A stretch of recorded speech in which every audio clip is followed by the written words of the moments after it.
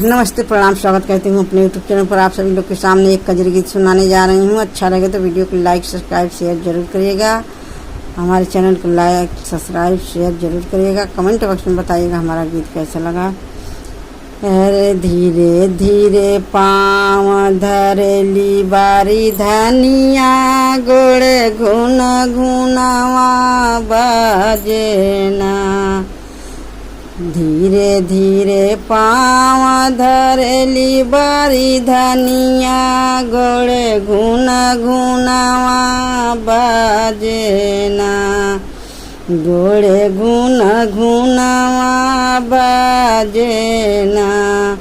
हाथ में कंगना, पाँव में रंगना, माथे पे सोहे टिकुलियाना। हाथ में कंगना, पाँव में रंगना, माथे पे सोहे टिकुलियाना। नाक में झूलनी, कमर कर धनिया।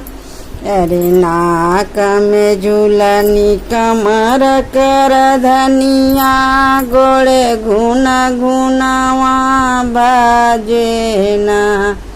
कि गोड़े घुन घुनवा बजना।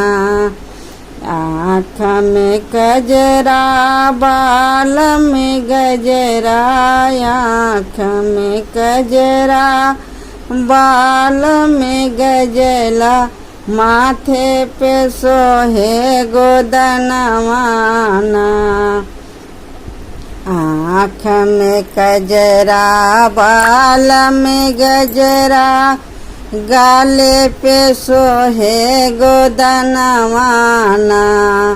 ओठ पे लाली, पाँव पे जनिया, गोड़े घुन घुनवा बजना। ओठ पे लाली, पाँव पजनिया, गोड़े घुन घुनवा बजना। धीरे धीरे पाँव धरेली बारी धनिया, गोड़े घुन घुनवा बजना। धीरे धीरे पाँव धरेली बारी धनिया, गोड़े घुन घुनवा बजना। गोड़े घुन घुनवा बजना।